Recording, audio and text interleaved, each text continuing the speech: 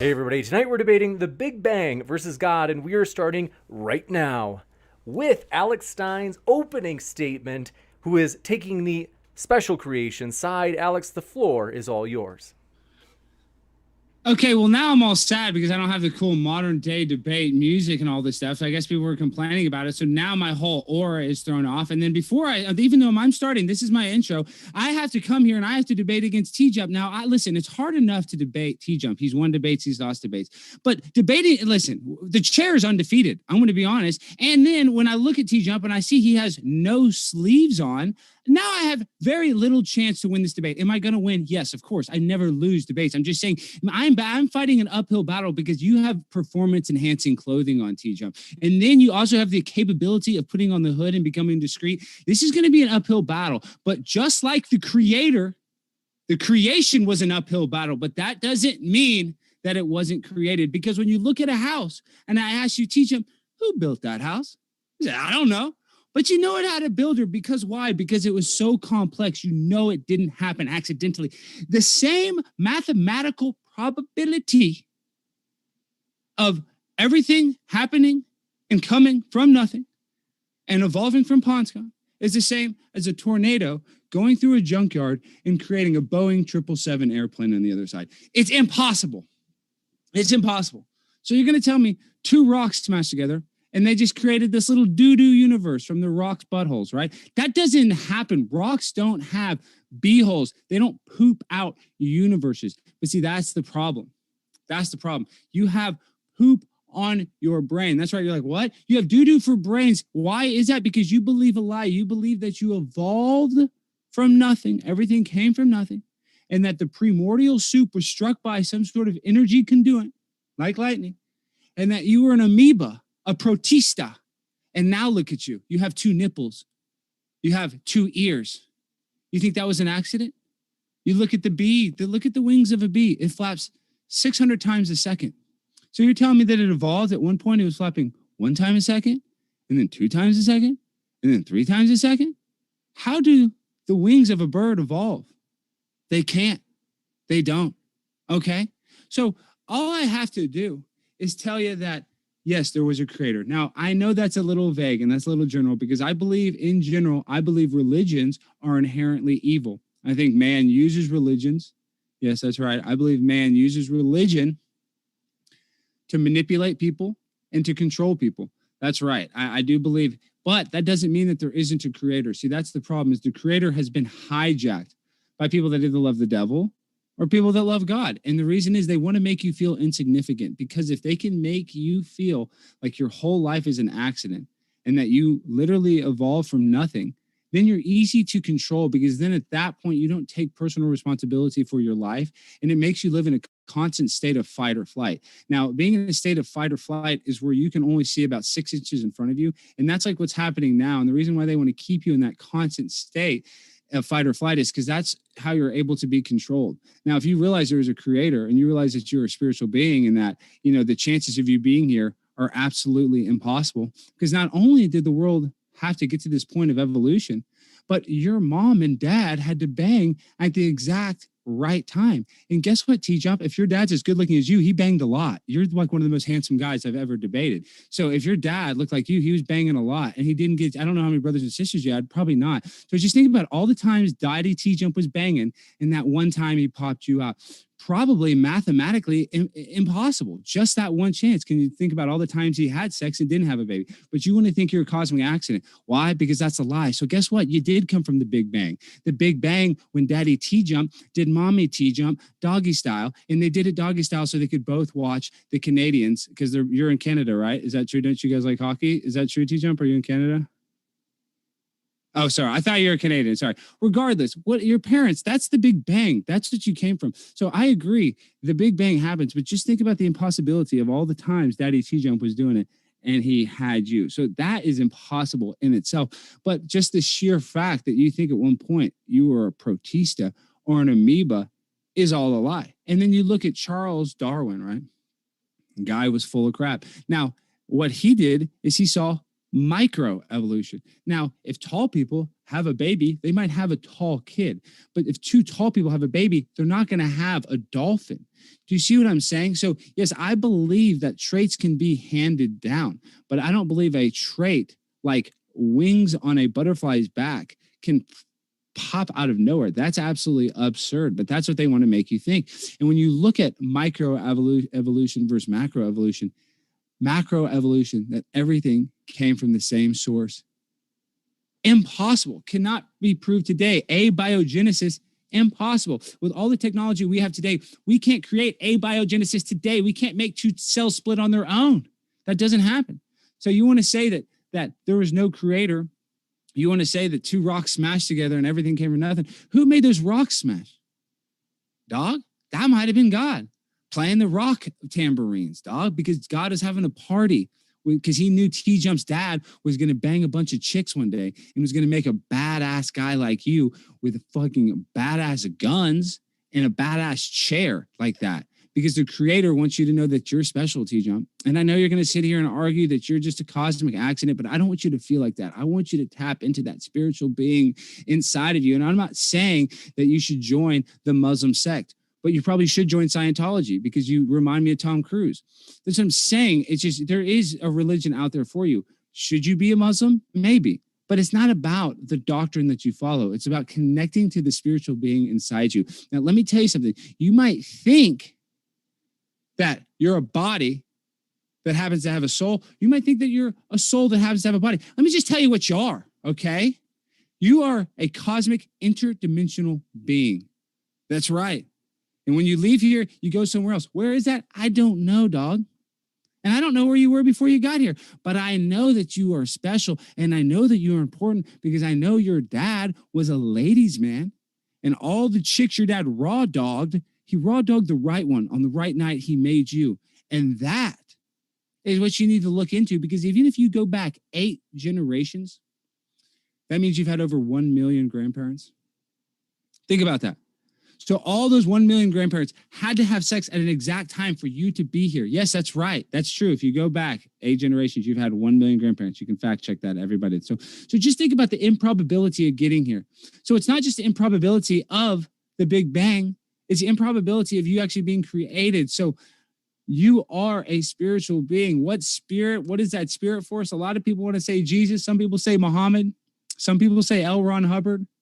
Some people, say TJump. I say TJump sometimes when I'm praying, when I'm in a weird thing. Sometimes I pray to you, TJump, and I pray that you will learn that you are a spiritual being. Because right now what I'm doing is I'm trying to awaken the Holy Ghost inside of you because the thing is what you have inside of you is called a pineal gland, and that pineal gland connects you to your soul.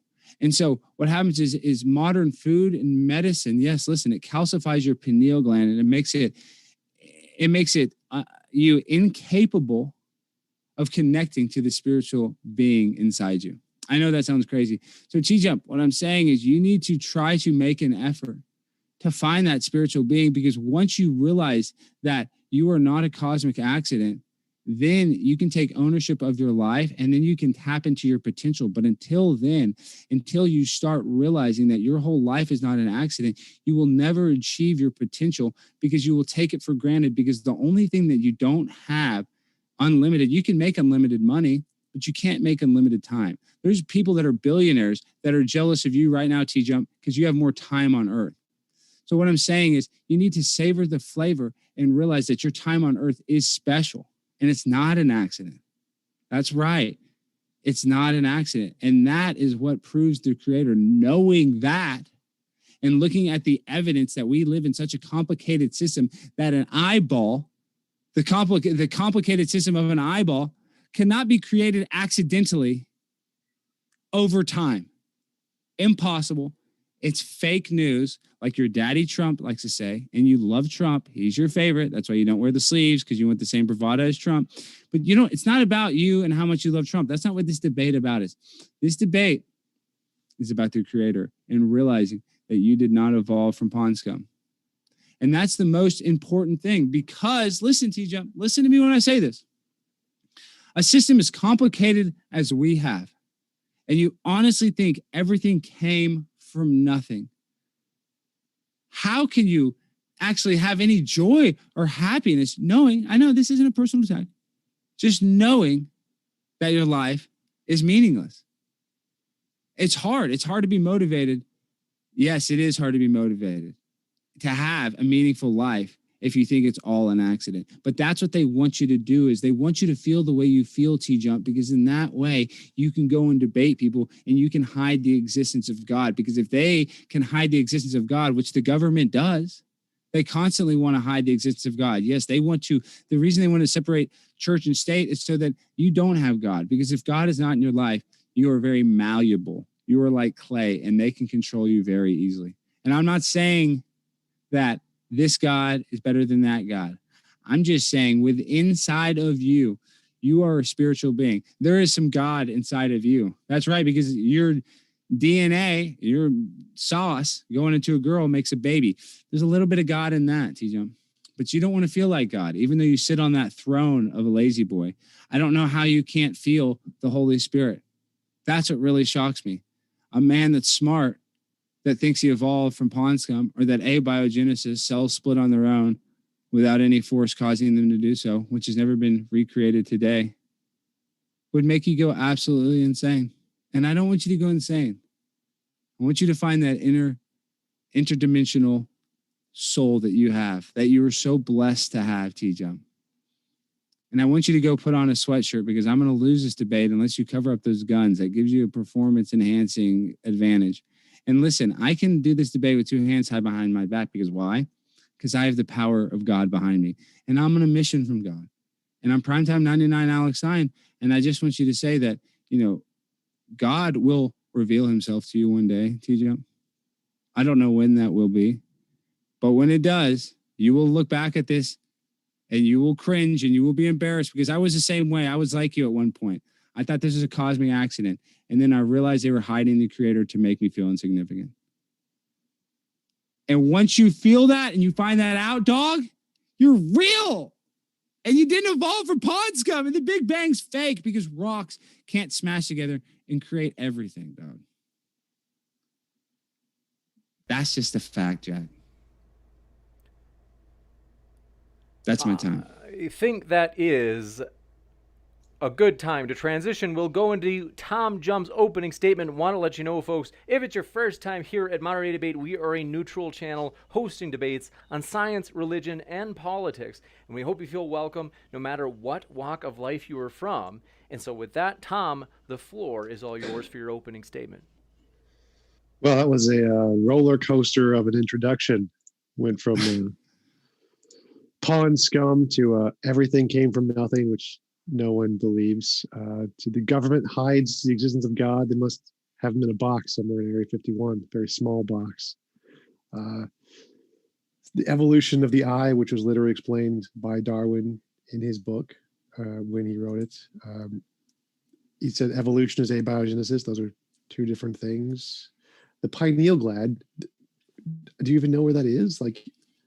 Yeah. And you think it has something to do with the soul? Where is it? Where is the pineal gland? It's the inner part of your brain, the amygdala, dude. The amygdala. It's in the amygdala, is it? It's right next to the amygdala in the inner part of your brain. Yes, dude. In No, the it's frontal not. area Nice of your try, brain. though.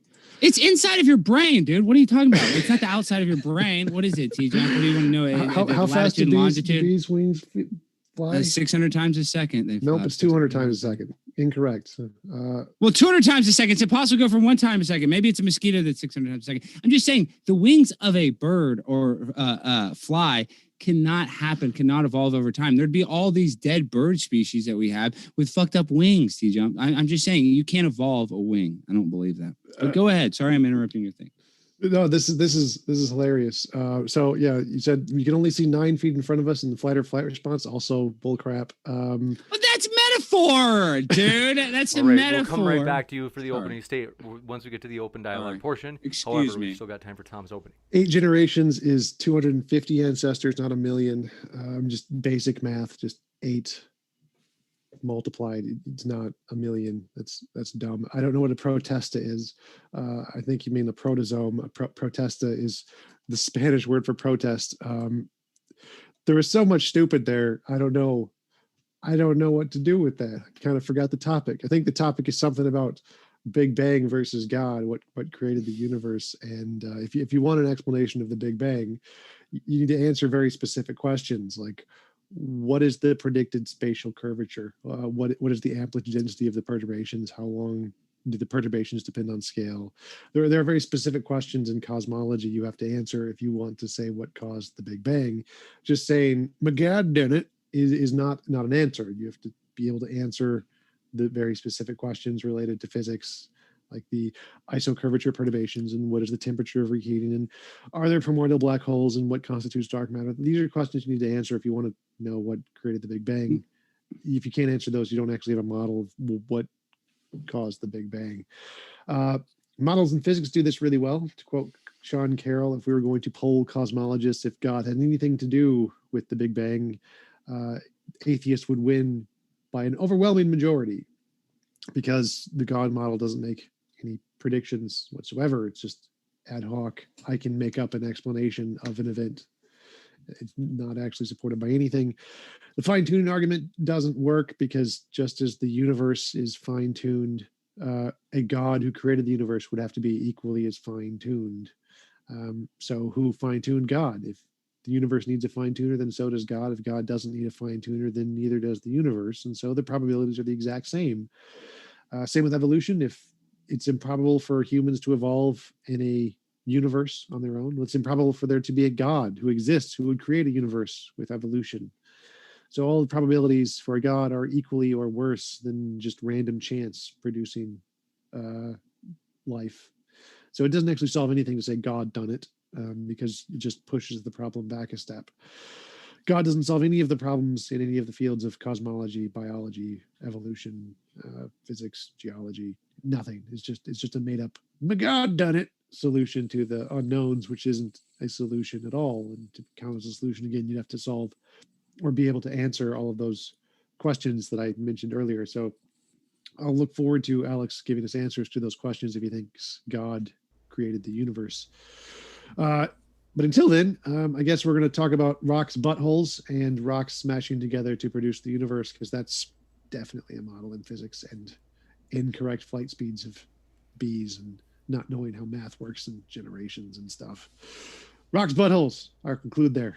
Juicy. Okay, Thank you very much. and One I- second, now I before need we to get there, Alex, one moment. Do want to mention, you guys, we are really excited. We just finalized this debate the other day. It's going to be this month. It's going to be the Book of Daniel, Prophecy or Forgery. You don't want to miss it. It's going to be epic, as Dr. Josh and Jim Majors will be taking on Dr. Boyce and Jonathan Sheffield. So we're excited for that. And hit that subscribe button and then notification bell if you haven't already. That way you don't miss that one live. And with that, thanks, gentlemen. The floor is all yours for open dialogue. I just need a quick share screen. I just got to show a little quick video. It's just 2 seconds of explaining that the Big Bang, let me fix my screen. I got to show this. One thing, I am reluctant if it's copyrighted footage. It's not copyrighted. It's not copyrighted. Share screen. It's not. Let me share with sound. It's not copyrighted. It's 60 minutes. It's the news. There's no audio. Hold on. Can you see it though? Can you see the screen? Yep. Okay.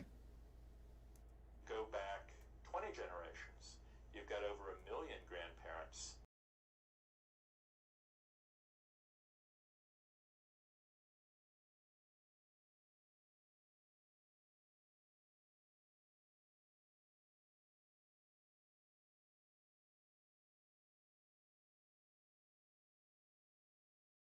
You want to correct that one? And the Okay, other well, one let's see the mosquitoes. Okay, I'll correct the mosquitoes. I think it's a mosquito's wing is 600 times. Hold on.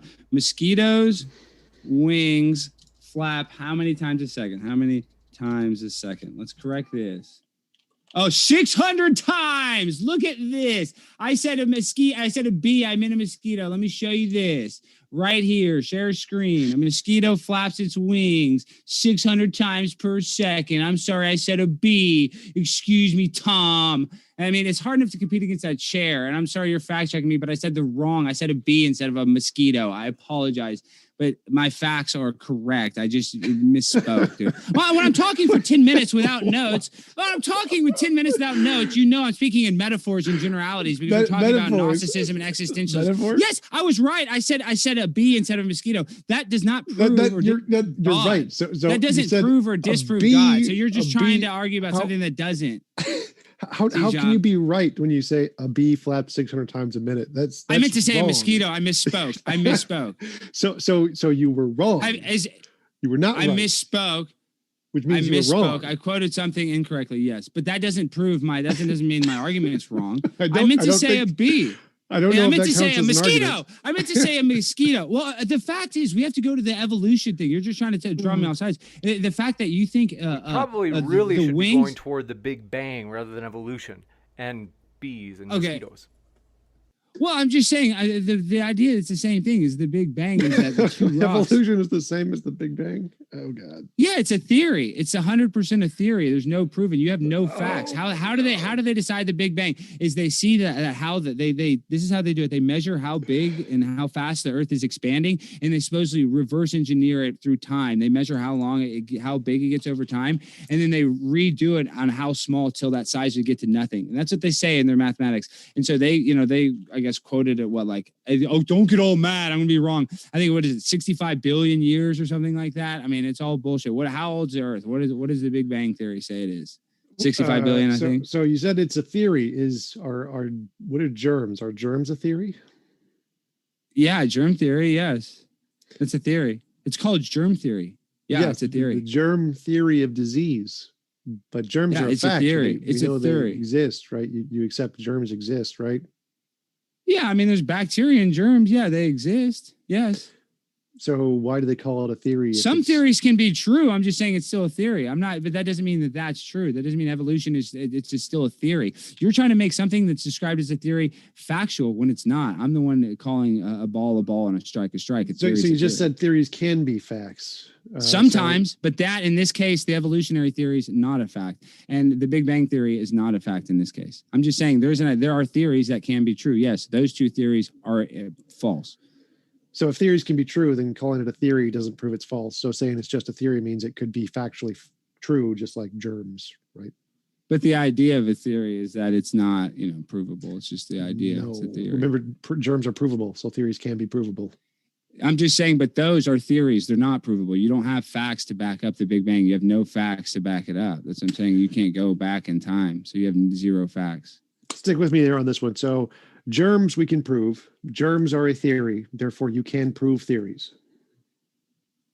Do I say theories exist? Yeah, I agree that theories exist, but that doesn't make all theories credible. Because one theory exists doesn't make all theories valid. That's not obviously that's not the point here. So calling something a so theory. What are you trying to say? Because one other theory exists, that makes that. I know, but because germ theory exists, you're saying evolution theory exists? No, I'm saying makes that it real? You don't understand what the word theory means. I understand the word theory very well. Hypothetical. Theories can be proven, just like germs can be proven. But not all theories. Hold on 1 second, Alex. Just hear the rest from Tom. So the only point you're making here is that saying that because it's a theory, it is therefore unproven is wrong. Many theories are proven. So you're confused about the word theory. It doesn't mean unproven. And many theories can't be proven. So that doesn't mean all theories are provable. Do you see what I'm saying? There's many theories that can't be proven. I didn't say all. Here. So I'm saying, but you're trying to err on the side that I'm saying all theories are provable. I'm saying it's 50-50. Yeah, I'm saying because it's a theory, it's not provable. You know what I mean? That doesn't mean some theories. That doesn't mean some theories aren't accurate. I'm saying that doesn't mean that all theories are inaccurate. No. The part I'm objecting to is you define the word theory to mean uncertain. That's not what the word theory means. Okay, well, we'll just have to agree. I mean, I'm sure somewhere in the definition there's an adjective for the word uncertainty. Agree to disagree, and we'll get to the Big Bang. Yeah, I don't think he actually said anything about the Big Bang, so I'm not no, sure. but we can talk about space. I mean, you say that we can prove dark matter, dude. We cannot prove dark matter, and that's the thing is they try to figure out the Big Bang is by reverse engineering how much the universe expands. That's impossible. I don't even believe they can measure how much the universe is expanding. So it's just a bold-faced lie at the end of the day. Like, what is your proof that the Big Bang theory is valid? The universe is moving farther away from each other. We can measure it just like we measure movements of cars through waves of light. We can see, like, if we watch a car move away, the light reflecting off the car moves away too, and we can watch the light reflecting off of galaxies and see, oh look, it's moving farther away like cars are. So we can literally see it happening, like watching. No, yeah, we see it moving, but it comes back. Like the North Star is in the same spot that's not moving away. The North Star Polaris is in the same spot. Yes, that doesn't move. It's in the same direction, like it's that way. Yes. So that's not expanding. It's not moving. So it's not expanding. But it doesn't Alex, move. Alex, is what I'm saying. So you don't have any proof that it's expanding. Right, Alex. So the moon is getting further away from us. Now it's in the same spot every night, or the same like general location, but it's still getting further away from us because there's two different axes of direction there. There's the one where it shows up in the sky, that's like where we're looking, and then there's the z-axis, which is how far away it is from us in the sky. So there could be like, if there's a car right in front of you and it drives exactly straight, it's still going to be in the same spot where you're looking, but it's going to be further away. So but the moon's on a cycle. So when the moon comes closer, does that mean the universe is enclosing like an accordion when the moon comes closer? Does that mean the universe is shrinking in? No, this. So when the moon moves farther away, it's expanding. So when it moves closer, is so it's the about world the moon. imploding? So the part about the moon is that an object can be in the same spot in the sky and yet still be moving further away, because those are two different axes. So like a car can be right in front of you, but if it's driving away from you, even though it's in the exact same spot in your field of vision, it can still not be in the exact same spot in every position, because it can be moving further away. So even though the North Star is in the same position in the sky, it's still moving further away, just like a car. But it moves in a pattern. It comes back. So let's just say, like the moon. Yes, the moon is 13 cycles. 13 days. Yes, the moon moves in 13, 28 day cycles. Yes, North it does. Star does not move in a No, I'm pattern. talking about the moon. I'm talking about the moon moves in a pattern 100%. So it comes. So you're telling me, does the universe expand and then come in together when it comes closer? See, it doesn't do that. You don't have any proof of the expansion of our universe, other than some. Right, I'm saying how they figured out the Big Bang Theory is they measured how much the Earth is supposedly expanding, how much the universe is expanding. This is how they expanding. What? They say the universe is. This is how they decided the Big Bang. This is how they figured it out. Is what they say. The timeline is, they say they measure the expansion of the universe, and then over time they measure it, and then they see and they guess how big the universe is, and they guess how much time it would take for that to reverse for the time it got Who big. guesses For how big the universe is? No, I'm one just makes that saying. guess. So. What are you even saying? Can't prove. We have no idea how to date stuff. Carbon dating. The degradation of carbon does not prove how old a rock is. Like, we don't know, dude. We're not carbon dating galaxies. We can't go there. They say we came from rocks. So wouldn't it be important to know how old these rocks are? I'm saying the Big Bang Theory, you're looking at me like I'm an idiot. Your theory says two rocks smashed together and created everything, dude. You're the one that has the idiotic theory. The Big Big Bang Theory says that. Where does it say that in any version of the Big Bang Theory? Okay, two then rocks, describe a mama rock what do you and a papa rock put their buttholes together and poof, universe. Like that's what you think. Okay, then what do you think the Big Bang Theory is? And tell us. Do you mind telling us? You didn't say it in your. The Big Bang Theory is the collapse of the singularity resulting in the space-time of our universe coming into existence, resulting from the entanglement prior to the Big Bang. There's no rocks. There's no rocks. Notice I didn't say rock or butthole. So nothing smashed together in the Big Bang Theory. Nothing. So everything just happened from nothing. Smashed together. It's entanglement. There was no nothing. No. I never said nothing. Oh, it's called entanglement. So they didn't smash. Rocks got entangled. Is what we're saying. Particles get entangled to create space and time. So you're telling me entanglement and smash together wouldn't be similar adjectives? I don't think so. Like in football, James played football as defensive tackle. If I got like an entanglement, in smashing together, that's similar. You could say, I got entangled with that guy. Yeah, an entanglement. What? An entanglement and smashing are the same thing. So you're telling me that the Big Bang Theory had no rocks smashing, but it just had rocks getting entangled with each other? There were no rocks at the Big Bang. Rocks came much later. What was the matter? Rocks didn't exist until several million years. So rocks didn't exist. So what was the matter that got entangled? There wasn't. It was energy. It was waves. And that created the Fields. trees, and that created Yes. dirt. Yes. So first it was just waves. You and believe energy, that? and- You believe that?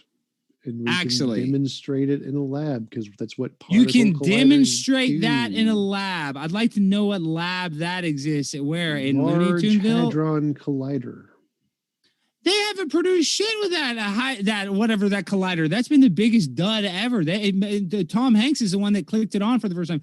That you telling me in that collider you think they created everything from nothing? That's your proof that the Big Bang Theory was true, that everything came from literally nothing getting entangled? Come Yes, we on, can discover new You particles. don't really and believe that. create You're new not particles that. You're from not that dull. interactions in the waves. And they literally just discovered a new one like 2 weeks ago. So like they've made tons of discoveries with it. Like nothing you're saying even remotely comes close to describing reality. It's like Nothing. You say everything came from nothing. What reality who is that? says that? No one says that. Okay, well, what got entangled then? What matter got entangled? Because like the earth, I'm saying you can touch the earth. It's a physical thing. So did physical stuff get entangled that had like did matter, something that had matter get entangled? So waves and fields are what exist, and those waves and fields interact to produce matter. Matter wasn't there originally. But I still see you've presented no argument for a God here. You're just saying you can't explain this, and then I explain it, and then you say you can't explain this, and then I explain it, but you haven't actually said anything indicating God done it. What are you talking about? You haven't said anything. You haven't even explained your own theory on the Big Bang Theory. I mean, you've literally proved nothing. Like you're trying to disprove God, but you can't even prove how we got here. God done it argument? Yeah, I'm just saying there has to be a creator. I mean, I think there just has to be the architecture of this earth is too complicated for it to have spun from nothing. That's just impossible. And that's just common logic. I'm not even trying to get, I'm just saying something can't come from nothing. That's just common logic, dude. So there has to be no one in physics says that. Oh, I say it. So, and I'm primetime 99 Alex Stein. I'm like one of the smartest guys in Dallas County. So if I'm saying it, that's all you need to know, TJump. So listen, what I say, everyone agrees that something cannot come from nothing. No one says something came from nothing. That is not a thing in physics. They better not say it. They better not say it to me. They'll have big problems. I'll just tell you that much because. So I'm so your argument was that there must be a God because stuff is complex. That was your argument? 100. Well, in a way, yeah. I think the system is too complex. It's that simple. And why do you think complex things require a designer? Well, because it just can't happen accidentally. It's like, look, how does a tree start? Explain why. Well, I'm saying like the idea that a tree comes from a seed. That is such an intense thing. Photosynthesis, whatever you want to call it, that the sun can create life. That is actually from God. Now, is that God being like, who breathing in it? It's his creation creating. So yes, I just believe that he creates a system that creates things within the system. I know that sounds crazy. And there was a time when I was like you, I was, had a lot of self-doubt. I don't care if it sounds crazy. I need an argument. Can you put it like premise 1, premise 2, conclusion form? Because right now you're just repeating the exact same thing you said at the beginning, which is you think God done premise it. God 1 is necessary. God is necessary to exist because who would have even made the matter smashed together? I mean, who would have even created that? So you're telling me that you just think we were existing, these rocks, this entanglement was just flying through space, through this dark matter. What got that energy in motion? It was always in motion. Like there was always a thing there, which was the natural thing. And it was always the way it was, like changing. It has some nature, just like God has a nature. And so why? So you admit that God is in nature? You lose. Nature is a word to describe the properties that you ascribe to an idea. So unicorns have a nature if they exist. So if you hypothetically think unicorns exist, you think unicorns exist, huh? No, that's not how it works. So you claim that God is necessary. Because who caused the rock's buttholes to smash together? That's yes. That's your argument. Okay. So now imagine there's no God, but there's an eternal, all-powerful universe with no consciousness, and it's always existed. it can cause things, rocks, buttholes to smash together just as well as a God can, right? Well, the thing is, I don't know how you describe God, but I don't think God is like this guy that looks like primetime 99 Alex Stein. Like, I know you probably think God looks a lot like me because I'm so badass looking and I'm so handsome, but I don't think God looks like me. Is he conscious? That's what I'm saying is I think God probably is just a consciousness, just okay. So like our we can't comprehend what God is. You see what I'm saying? It's not just a God. I have no need to comprehend God here. So we have universe A with the consciousness God thingy, and he causes the rocks buttholes to smash together. Universe B with a non-conscious natural thingy, and it causes the rocks buttholes to smash together. Why is it necessary to have a God if you can have a universe without a consciousness do the same thing? I don't believe you can have a universe without a consciousness, create everything coming from nothing. That's why we have to go to the evolutionary thing. It's I don't care what you believe. Why is it not possible? Well, I'm saying the process is impossible. You've never proved. We don't have the transitional species of man to monkey. Why is it impossible? Don't just say it's impossible. Say it's impossible because a dog and a cat can't fuck and have a cat. I mean, they're just saying it doesn't work. There's just some things that just don't work. You know what I mean? There's two species. I can't fuck a dolphin. Big Bang. We're talking Big Bang, rocks, buttholes. We're not talking But about it all goes back to that, the Big Bang. So I'm trying to prove God. You're asking me to prove God, right? So we're using Big Bang. I'm saying I have to use evolution because you're saying that everything came from nothing. So that means that literally you and me right now, this computer evolved from pond scum over billions of years. That's what you're saying. That's what you're saying. You're saying that amoebas or whatever. Oh God! A man had to evolve to create the computer, right? Didn't a man have to? Did a human build this computer? Yes. So a human had to evolve to this part in species to be able to create a power plant or a production plant to make a computer. Computers are built in power plants. Is that correct? Is that what you're saying? Whatever, a computer plant. Okay, we can argue semantics. What is a technology plant? What the fuck? It's built by a man. I'm saying technology plant. Do they just farm technology on trees? Is that how it works? I don't know how the fuck an assembly line at a fucking tech monitor company how they make monitors. I'm sorry, TJump. I don't have that badass chair. I don't look at monitors all day, but I know that man created monitors, and I know that man didn't evolve from pond scum, but you we did. So that means vice versa. Ipso facto, the monitor came from man, so it came from the evolution of pond scum. What does ipso facto mean? It means fuck you, TJump. That's what it means. Okay, so back to the Big Bang. So forget evolution for a minute. We're just going to go one step at a time. Just the Big Bang. So you have one universe with the conscious being who created the Big Bang, and one universe that's just an eternal, all-powerful nature, and it could create the Big Bang too. So we're not at no evolution yet, just only particles and planets, no life. So it's possible to have a non-God create a universe, right, without evolution. No, not with the organization. It's too complicated now. Why? What organization problems are there? Every single problem, dude. How you just look at the complexity of man, dude. We are two complex beings. So forget no. We don't have a evolution. transitional species. No I'm just evolution. saying, there's no way I was once a monkey. Alex, we're no evolution yet. We're just talking about planets and rocks and matter. All of that could be created without a God, couldn't it? No, I don't think all that stuff can happen without a God. Why not? What is it about the rocks that can't be created without a God? Because somebody has to put it in motion. So whether God creates, whether we're living in some sort of like simulation or he creates a reality we live in for his entertainment, I believe is what I think. I know that sounds crazy, but I just don't think that listen, like I said, it's a theory, the evolutionary theory. Now you can say, because one theory. We're not.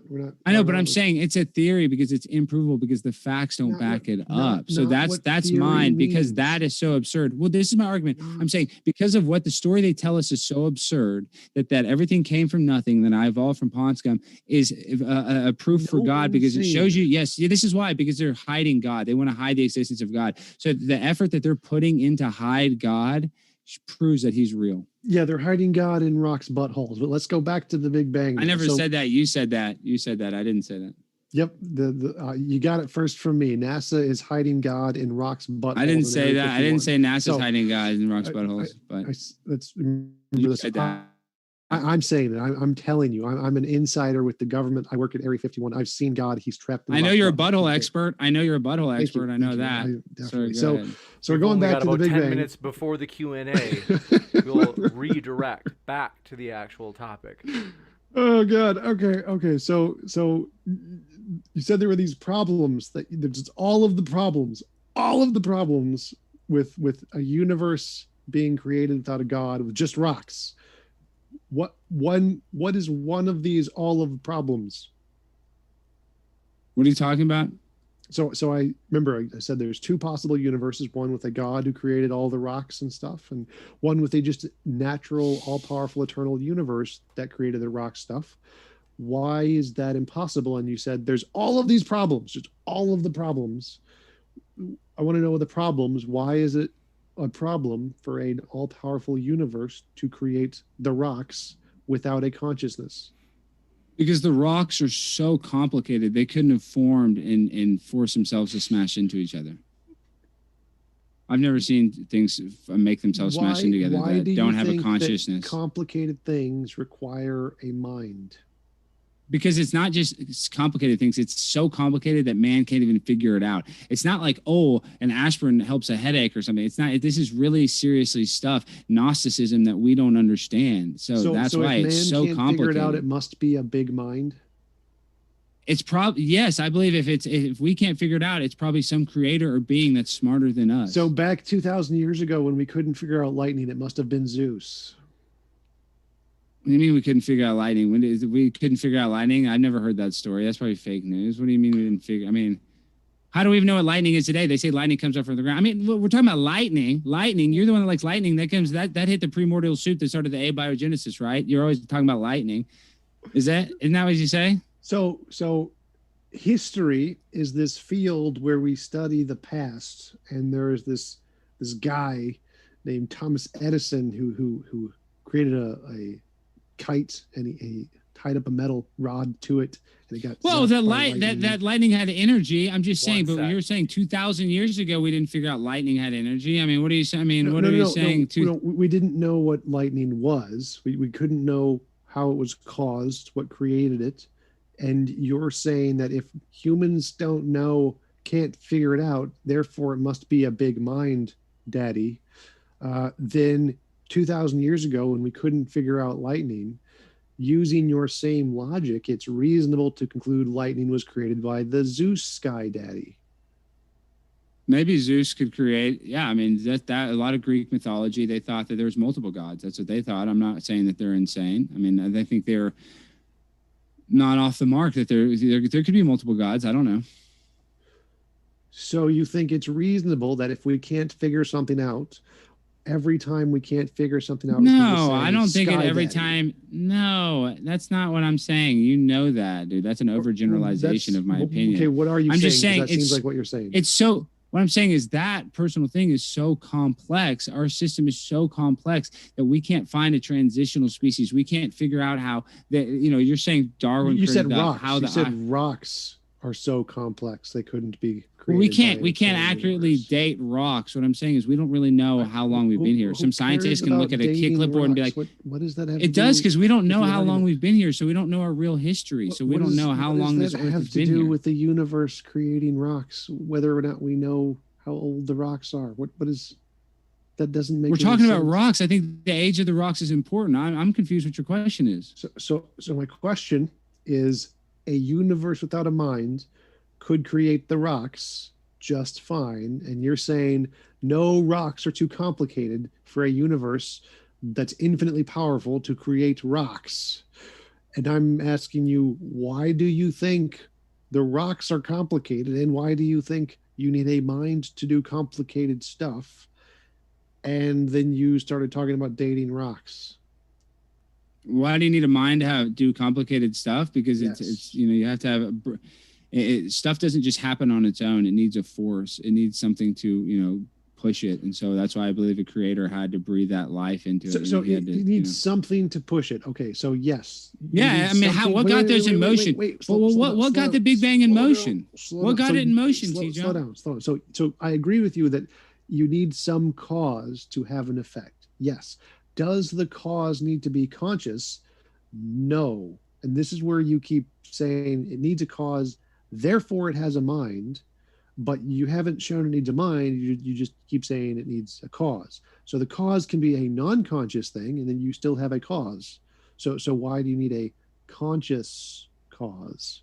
If you think God has the same consciousness of you and I, it's different. So when describing God's consciousness, I have no idea what that is. I mean, you know, God could be his connection with Mother Earth. I don't know, you know, what the consciousness of the creator is. It's way too complex for me, but I'm just saying the system that we have is so functional. When you look at the sun, moon, and stars, they're literally a clock in the sky that give us and tell us time. We look at this system that is so fragile that was created. I'm just telling you, this system was created by a creator. To measure the stars. The stars aren't there to measure So you're time. telling me the sun describes the time, dude, how much light we have. No, time describes the sun. We made time up to describe the sun.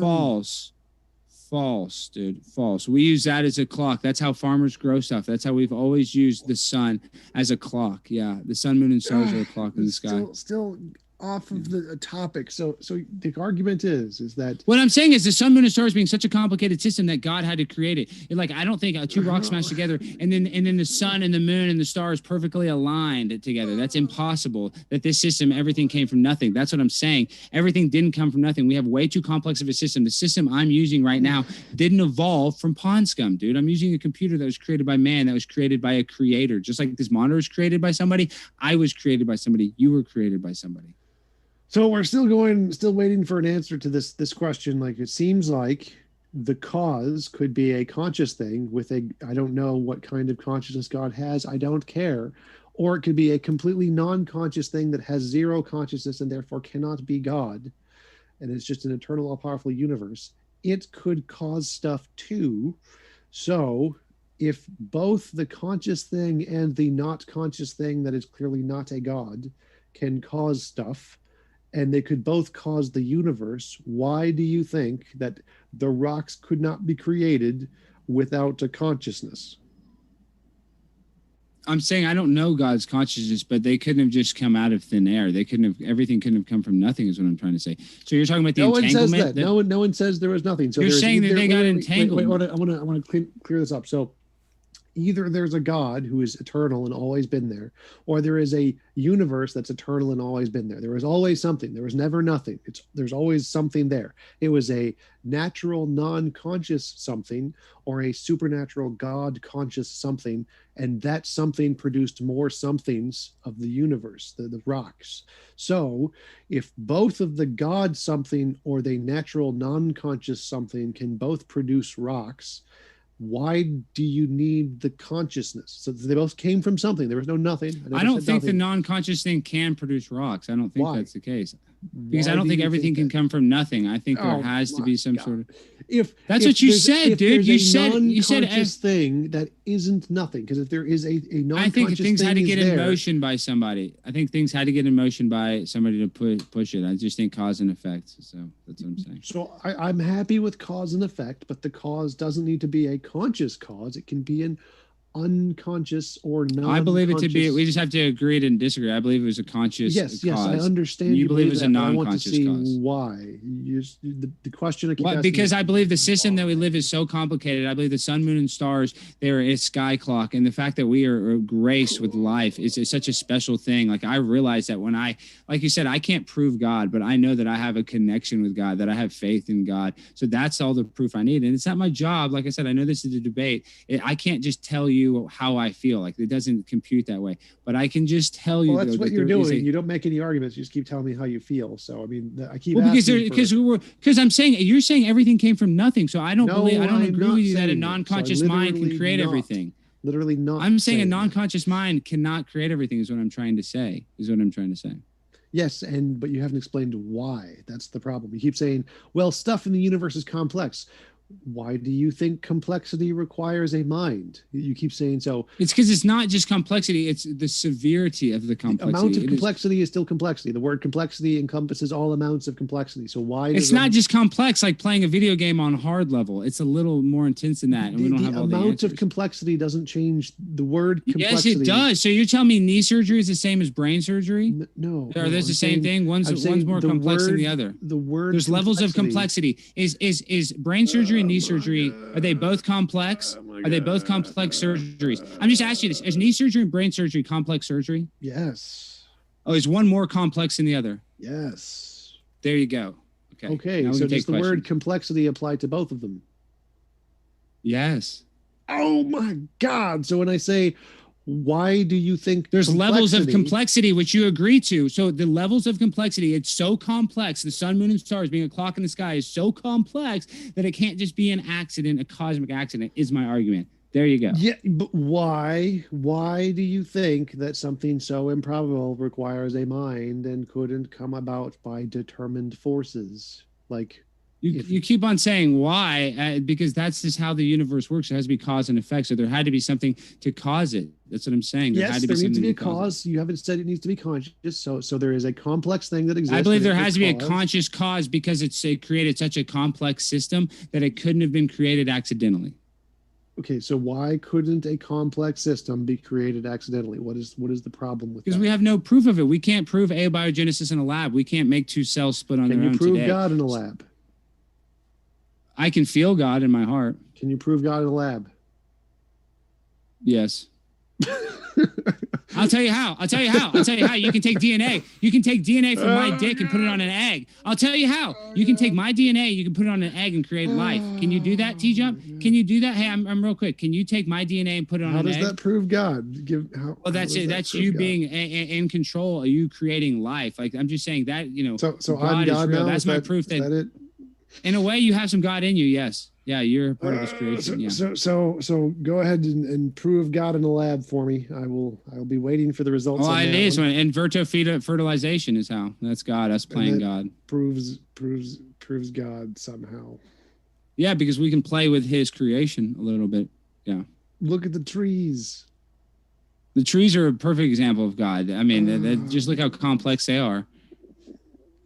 I'm ready to go to Q&A. I can just... We are going into Q&A, folks. Want to say thanks for your question. Thanks for your super chat that just came in. Timothy Foster, by the way. And want to let you know, though, folks, we are excited. I don't know if you know this. We're on podcasts. Yeah, these podcast apps, for example, right there, Stitcher, Apple, etc. Want to let you know, stoked. We just dropped our latest Matt Dillahunty debate on the podcast for Modern Day Debate today. And so, oh yeah, if you haven't found us on your favorite podcast app yet, do so. You won't regret it. So also want to let you know, if you're listening via podcast or via YouTube, our guests, TJump and Alex Stein, are linked in the description for both. Hey, somebody said you put the wrong link for me in the description, TJump. I will update that. James, sorry. Yeah, I linked it to Pornhub. I will fix that. So thank you very much, Alex, for letting me know about that. And very excited to jump into these questions. So thanks, everybody, for your questions. This first one coming in from Sigma Any. Appreciate all the love, Sigma. Good to see you, buddy. Says, universe is clearly not fine-tuned enough for James to be on time. That's true. I always tell our guests, if we start on time, our audience would be nervous. They think something's wrong. Sigma Any, thanks for your, or I should say Brian Williamson, thanks for your question. Said, who would win in a boxing match, Alex or TJump? That's easily me. I'm primetime 9 to 9. I mean, you have the guns, you have those guns, but see, the thing is, I have God on my side, so I have the power of the creator, so I would win. I was at the University of Minnesota Boxing Club. Juicy. So well, I have the power of God. How do you like that? So I was at the University of God's Boxing Club. Once we're in person, folks, that might be, maybe we'll get a little, little exhibition match. Anytime, TJump. Thank you for your question. Said the Big Bang. That's what they called the Modern Day Debate Dallas event last year. That's funny. That's right. Alex, you live in Dallas, and we didn't even know that. We hosted Nathan and Team Skeptic in person. You live in Dallas? Yeah, I live in Dallas. And do you live in Dallas? No. Team Skeptic lives in Dallas. That was our, yeah, that's right. Yeah, okay, you're trying. Maybe I should have gone. I watched that debate. It was at some bar or in a tattoo parlor or something. I was like, I don't. Yes, humble. I should have beginnings. gone. I watched But it. next up, but I was Sebastian. Sorry to cut you off. Sebastian, thanks for your question. Says, I think it's my mission to advocate for presuppositional, literalist apologetics of the ancient Egyptian Book of the Dead to annoy Christian presups. Thank you, Sebastian. And I don't know if Alex is a presup of any type. I don't think Alex knows it. All right, next up. I think that word has too No. many syllables for Alex. Experiments. It doesn't have enough syllables for me. I'm primetime 99. It doesn't have enough syllables, TJump. That's the problem. You don't understand me, dude. All And right. listen, Prime it was an time. uphill Here we go to battle the next fighting one. that chair, Experiments but I in still won prebiotic- easily. Experiments in prebiotic chemistry. Thanks for your question. It says, get 10 people in a room, ask them their birthday. The odds that those 10 people would have those 10 birthdays is 1 in 42 trillion. But there they are. The odds they would have some birthday is 100%. I think that's for you, Alex. Yeah, that's still, I mean, there's still better odds in the creation of the universe, so you lose. Next up, this one coming in from, do appreciate your question, Mike Q922. Good to see you. It says, most Christians and theists accept the Big Bang as part of creation. I only heard few don't. The fact is the universe had a beginning. I think the universe had a beginning. God has pressed play. He hit the play button, dog. Brian Williamson says, TJump is a deep fake. Prove me wrong. Next, maybe. Jay Fergie, thanks for your question, says, Alex, what evidence do you have that substantiates your claim? What evidence would the opposite have to provide to falsify your claim?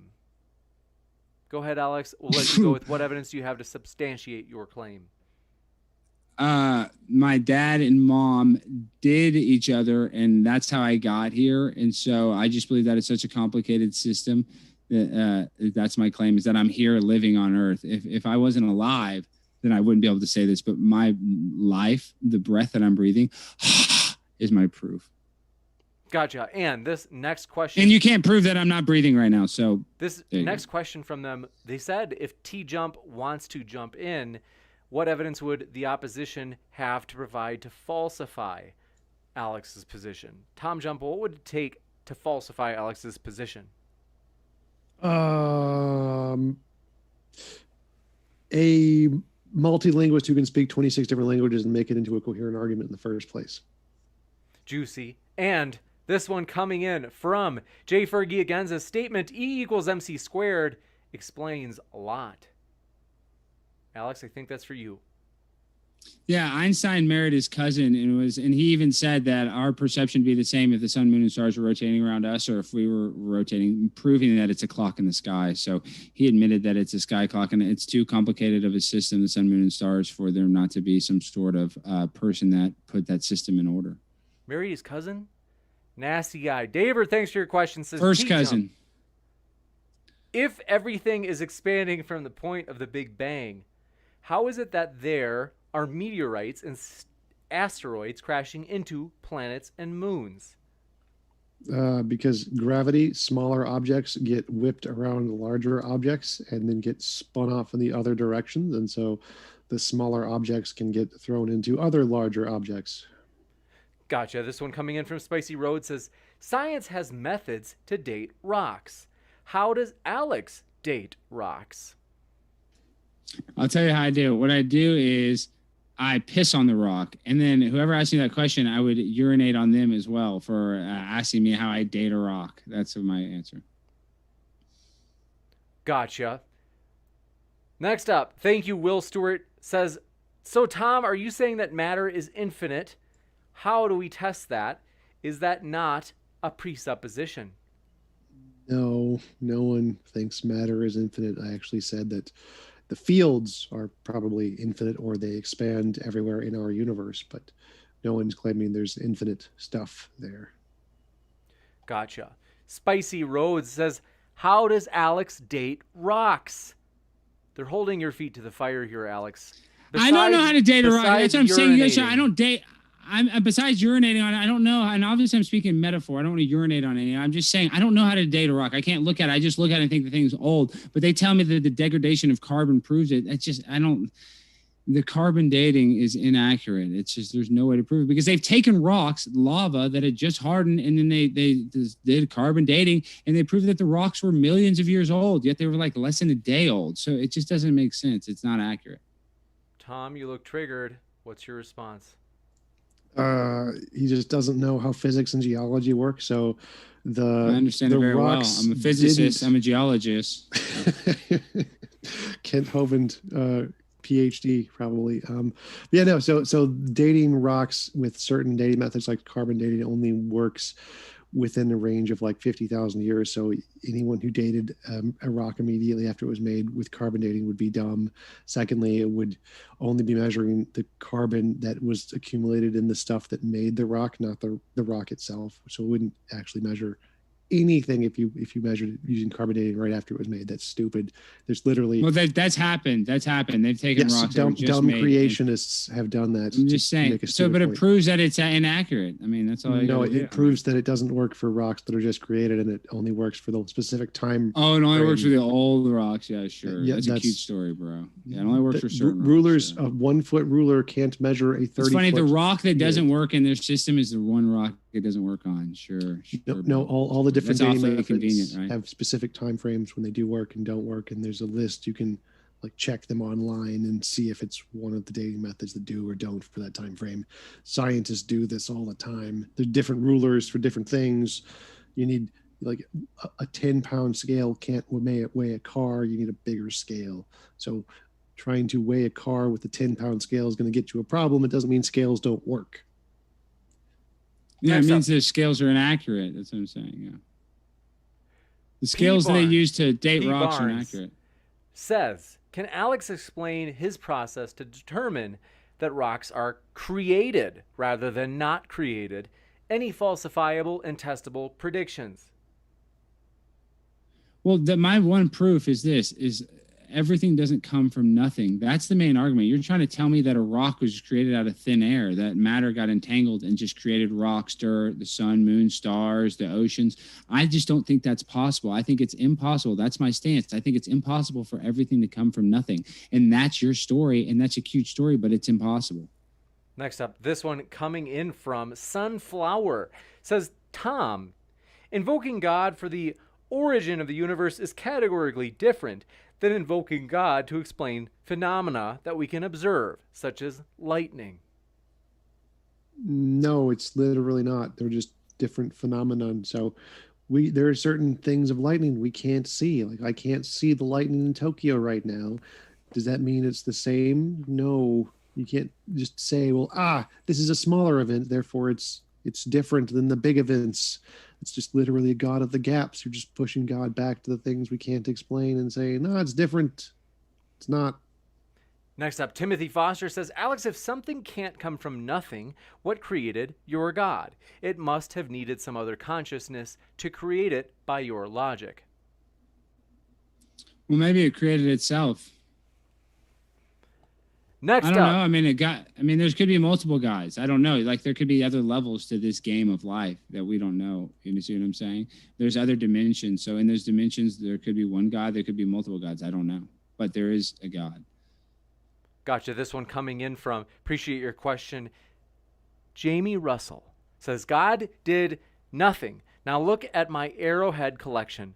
Also, wind and erosion made Mount Rushmore naturally, says TJump. What? So he said, quoting you, God did nothing. Now look at my arrowhead collection. Also, wind and erosion made Mount Rushmore naturally. I think they're making they're saying if you can, this is my guess, that they're saying if you can find arrowheads and have enough discernment to recognize that they're designed, then I think they're trying to allude to other things that I don't know. I'm shooting in the dark here. It's hard to know based on just the super chat. I do actually have several genuine arrowheads. So I guess I have an arrowhead collection. I don't think I've ever mentioned it before, though. Yeah, we can conclude arrowheads are designed because we can observe the methodology by which they're designed and the things that design them. There is no such methodology or indication that any particles or rocks were designed in any way. So it's not analogous to compare the universe to arrowheads when we can literally observe the function and design of arrowheads. We can't observe any function or design of anything that humans didn't make. Gotcha. This one coming in from Harmon Walker says, TJ, are you saying Big Bang is not a part of evolution? If no, then you have no debate. Heliocentric equals no creator. Sad, in all caps. Yeah. Cosmology and the Big Bang and biology and evolution are completely separate fields. You need different degrees for those two things. They're like engineering versus art. They're completely separate kinds of things. There's no evolution in the Big Bang. Not how it works. What was the second thing he said? That they said, if no, then you have no debate. Heliocentric equals no creator. Sad. Heliocentric, we revolve around the sun, like the Earth goes around the sun. You can watch it go around the sun. So if heliocentrism proves no God, not true. Go ahead. Then there's no God. Go ahead, Tom. I'm sorry. Nope, I'm happy with that. Awesome. Sigma Eni says, Alex, as a geoproctologist, I'll need you to cite your sources. I'd be very interested in following up on the butthole universe hypothesis. And that's what I'm saying. Two rocks pooped out. Yep. Okay. This universe. We'll talk about it later. Chris Gammon says, Alex, can your God exist and the Big Bang be real at the same time? Why or why not? How have you possibly won this debate? Well, first of all, I'm the smartest guy to ever debate on this channel on Primetime 99. I was anointed from God on a mission from God, so I win every debate. Every time I talk, I win. I'm Primetime 99, Trump Jr. Stein on the grind all the time. So I'm unbeatable. But other than that, I forget the question. Say the question again. What was it? The question was, why can't it be that there's both a God and a Big Bang? Well, I think you could say maybe God created the Big Bang. He's the one that made the rocks smash together, but the timeline doesn't make sense. Like, I don't think I don't believe the date of the Earth is accurate. I believe it's very inaccurate. Jay Fergie asks, Alex, can you provide an argument for your position for a creator, quote, or in parentheses, of our physical universe in particular, that isn't irrelevant thought analogies for human-made objects? I don't even understand the question. They're saying like thought analogies. They're saying your thought analogy where you use the kind of the Ray Comfort slogan of a building needs a builder, a design needs a designer. They're saying, do you have an argument besides that, with which they would refer to as an irrelevant thought analogy? Oh, I see. Yeah. I mean, I don't really think that's an irrelevant thought analogy. I mean, it's just any system that's in place is a complicated system and it has multiple moving parts for it to work. It's like a car engine. Think how complicated a car engine is. Like you and I, we don't even know how to fix a car unless you're a mechanic. And that's just anybody can create an engine. I mean, there's like Filipino mechanics, shade tree mechanics, work on cars. I'm just saying complicated systems are figure outable. But there's some complicated systems that are so complicated, like where we came from, that I just believe it's a complexity thing. It's so complex that it can't be an accident. Everything can't come from nothing. That's too complex of a theory for me to believe. Next up, P. Barnes says, if the sky is a clock, why have we changed the calendar so many times? What about leap years? I'll stick to my Casio. Thanks. Yeah, every 4 years we have a leap year, but I mean, that just shows you that the time is right. I mean, 24 hours in the day, the sun always comes up. I mean, it's just the same thing. You can literally measure the year with the sun. You can measure the month with the moon. It's 13, 28-day cycles. Like, that's not an accident. If you just think the sun, moon, and stars are this cosmic accident, there's so many things that had to go perfectly in place, not just for the galaxies to align, but just for the physical stuff on this universe to align for you to happen. So it's impossible. It's impossible. Gotcha. This one coming in from Will Stewart. Following up, going after Tom yet again, says, Tom, please correct me if I'm wrong, but you said an eternal, non-conscious something. Is that not infinite? Is that something not matter? No, that wouldn't be matter. It would be a form of energy. So it would be a something that would be infinite as a hypothetical. It's not a theory in physics. That's my hypothetical alternative to show that you don't need God to create a universe. So it's not a theory in physics that actually requires there to be an infinite thing like that. Gotcha. One thing I want to say, I didn't bring up the Fibonacci sequence, but the Fibonacci sequence also is a very complicated sequence that basically proves the creation of God because of the complexity of it and how the recurrence of it in society. So everybody needs to look up the Fibonacci sequence. Juicy. And this one coming in from Matthew Steele says, in the spirit of this debate topic, does anyone want to debate me on Easter rabbits laying eggs versus chickens? Thanks so much. He was a joke, Alex. Next up, Alex Shaw has thanks you for your question. Says, what did God create everything? I think they're saying, Alex, what did God create everything from? Nothing? No, God is the creator. I mean, he's the one that formed it, his breath, I guess. But he's the one, the system was so complicated that he's the one that put the stuff in play. He put the energy that created everything, that is what you see here today. It's not an accident that came from nothing is the point I'm trying to make.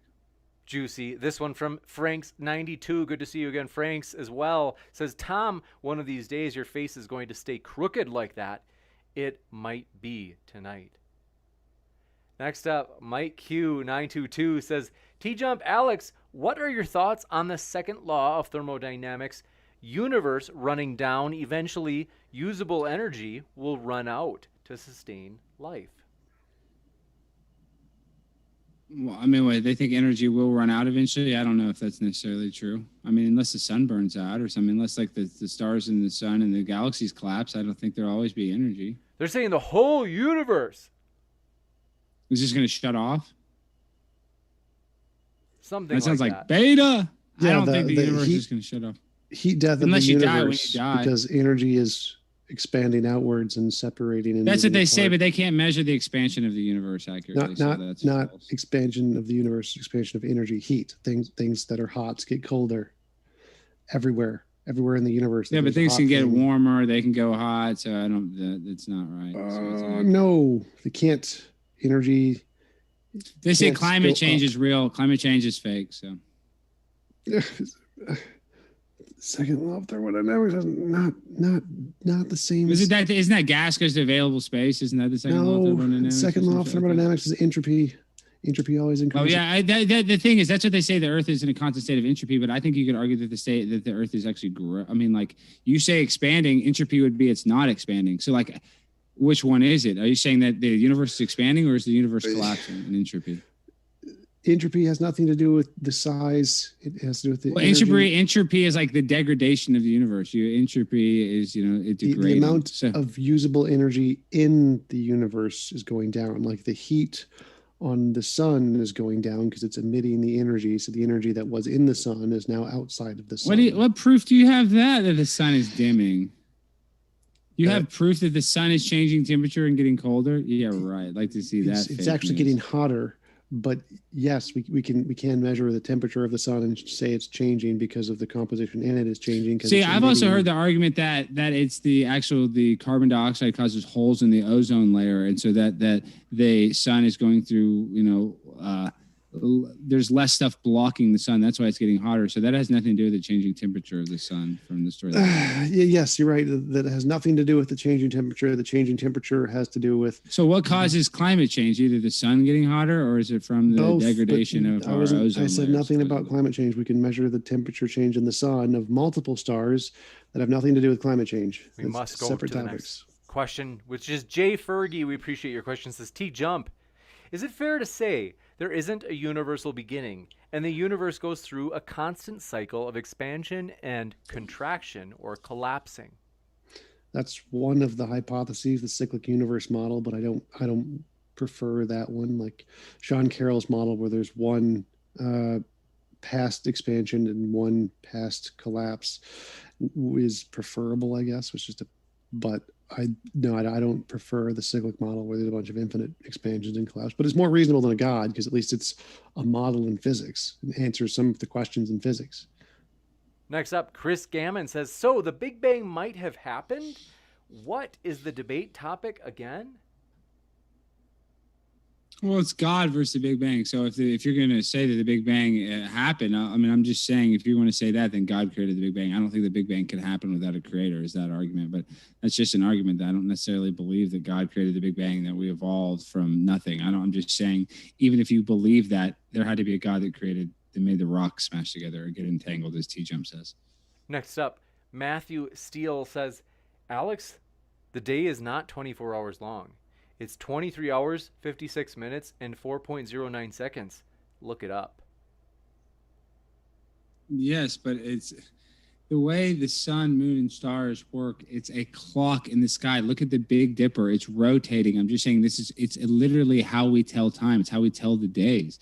By the rise of the sun and the setting of the sun. I mean, which solar system in the universe would not have a clock? What are you talking about? I'm just saying it's the complexity of the clock that it's so perfect that our systems work with it. That's why it's created by God. I guess so every system you can measure anything and call it, a clock. But I'm saying our clock is so perfect. The way that it vibes with us is that it's so complex that a creator had to create the sky clock. So if we lived on Alpha Centauri and all of our clocks were based on the 27-hour day, would it be any different? Yeah, it'd be a lot different because our bodies aren't built to be on a 27-hour day, and the way we grow stuff, everything, it would be different, yes. Philosopher Tiger, thanks for your question, says, Alex, are you a beta? Thanks for the fun debate. I'm Primetime 99. I mean, I don't have that cool freaking sleeveless shirt and that badass chair like TJump and that cool Arrowhead collection. I don't have that. I didn't know somebody could be that cool, have an Arrowhead collection and a chair like that. I didn't know that was legal in the United States, but wow, you learn something new every debate. Gotcha. Sebastian says, please ask TJump if you would debate Mr. Batman on the historicity of the flood of Noah. Sure, sign up, James. Get us Batman back. Juicy. I will be in touch with Mr. Batman. It may not be immediately. We do have even that same topic set up with Erica and Mr. Batman. It's, you could say, indefinitely dated. So we are not sure when that debate's going to happen, though they've agreed to it, but it might be further out. But we will work to make that happen. We are also excited, folks. Will Stewart, thanks for your last-minute question, said, Tom, how exactly did energy turn into all of the known elements of the universe? If the elements already existed, would they not be infinite then? No, the fields existed and the fields collapsed to produce hydrogen and plasma, and the hydrogen and plasma grouped together to produce stars, and the stars increased their gravity to collapse the hydrogen atoms together to make heavier elements, and then the stars exploded through supernova, and the explosion created even heavier elements by collapsing the matter inside of the stars, and that's how you produce all of the elements on the periodic table. They were not eternal. None of them were. They were all produced by gravity and stars collapsing. That's how the matter and the elements were produced. As Carl Sagan put it, we are made of star stuff. Interesting. And want to let you know, folks, we are excited as a very special guest on Modern Day Debate is coming back next week. It should be a true slobber knocker. We were in talks with them, and you'll have to tune in for that, but believe me, you don't want to miss it. And so, want to say thanks to our guests who are linked in the description, and that includes whether you're listening via YouTube or if you are listening via podcast, or I'm working on figuring out how, so we do have Twitch, folks. And we are live on Twitch right now, and I've got to figure out how we can get our guest links in Twitch as well. And so we do appreciate our guests, though. TJump and Alex, it's been a true pleasure to have you guys. It's been a pleasure. I'll never be as cool as TJump. I'll never have an Arrowhead collection. I'll never be, cosmic stardust like you. I'll always believe in the creator. But TJump, I'd love to debate you anytime. It's always fun. I know it's hard with that chair. It gives you a big advantage and those guns. But hey, I love a challenge because, like I said before, I'm on a mission from God, and tonight I think proved it. So thank you, TJump, for being such a great competitor. Thanks. Yeah, I mean, your analogies and speeches are some of the most entertaining and interesting of most of the people I've debated. I will definitely say that. Rock's buttholes are hilarious. The most creative analogies I've ever heard. I think that's, even though I think what you're saying is ridiculous, it is very, very creative, and the way you say it is very confident. I forget what the word is, but you're very good with words, and I think I like listening to your introductions. I appreciate that, TJump, and I like debating you. Sorry. Thank you. Very fun, folks. I want to say thanks, everybody, for hanging out with us. I'll be back with a post-credit scene in just a minute to let you know about upcoming debates, as we have a lot of them, you guys. Next week is honestly going to be action-packed, like pretty much almost every day next week we're setting up debates. And so it's going to be epic. But thanks, Jay Fergie, for your last-minute super chat. Said, thank you both. Sorry I sounded harsh, Alex. You always kind of do, but I love you, James. I like a little spanking. A football coach, you played football, and he's a boxer. A good I wasn't coach apologizing. is a little tough. It was the super chatter. oh, shit. Okay, good. I have no apologies. But you need to apologize a little. I'm just kidding. You don't. You were great. It's good for you. It makes you stronger. No, thanks, everybody. As I mentioned, we were excited. We've got a lot of epic debates coming up. This Friday, we're working on a 3-on-3. We love the energy of last Friday's debate, and so we're kind of testing out. We're going to do some new stuff where sometimes we might even have, like I said, maybe like a 3-on-3 type of debate in addition to our singles debates and our tag team debates. So thanks, everybody, though. We do appreciate you. And so we will be right back with that post-credit scene. Keep sifting out the reasonable from the unreasonable. And thanks again to our guests. Peace.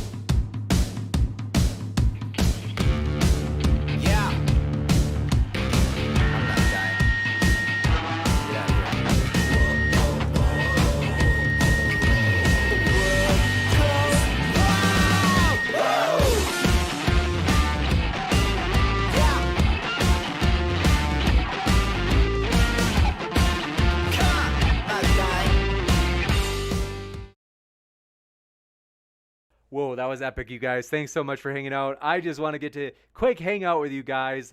I've got, oh man, I'm a little bit behind. I don't know if you guys noticed. I feel like it's been so long since I got to do a debate moderating.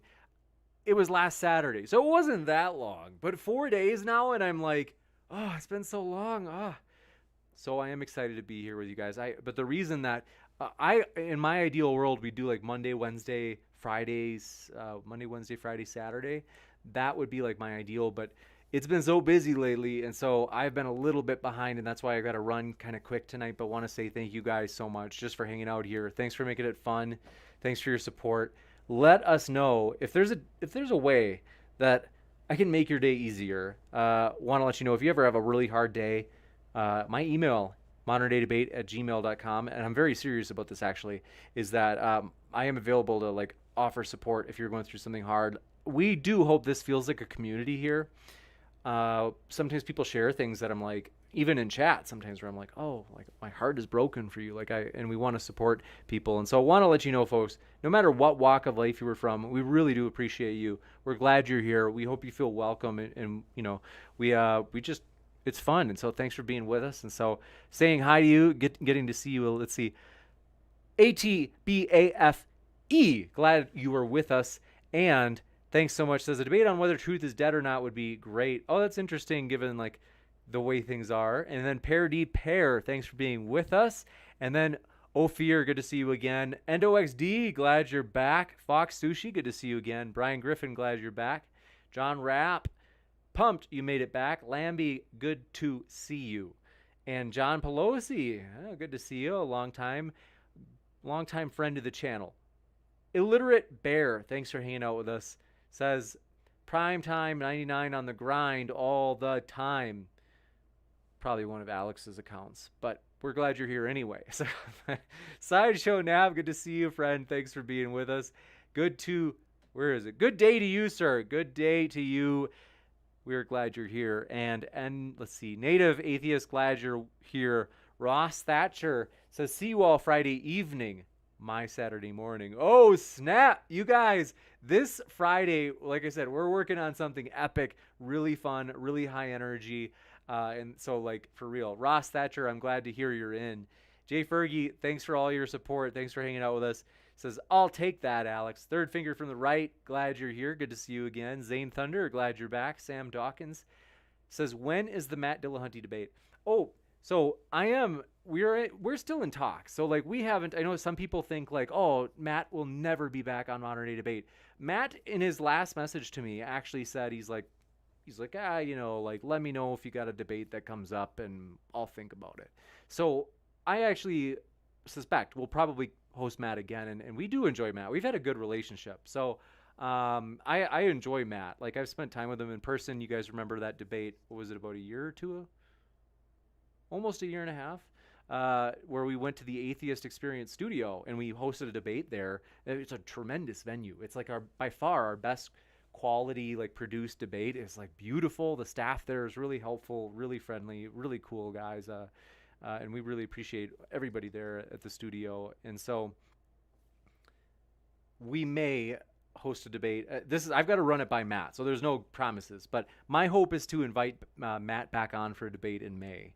And that's, again, up in the air. We'll see what, Matt thinks and what his schedule is and all that. And so, but we are happy that chat is cleaned up. I do think that chat, there is truth to the idea, obviously, that there is such a thing as slander. If people are calling people certain things, we can let silly, petty stuff slide.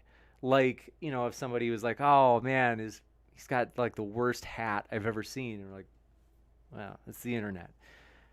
But there are some things where we're like, no, that is slander. We don't want that. So we do want to encourage you to be your regular friendly selves, attacking the arguments rather than the people. And you guys do a great job of that. It's definitely improved. And we're thankful for that. I did mention, though, Sam Dawkins. We just, on our podcast, dropped the most recent debate that we hosted with Matt, which was between him and Samuel Nassan. And so that, folks, I'm so encouraged that the podcast is useful to people. When I started it, I was like, why would they listen to the podcast if we're on YouTube?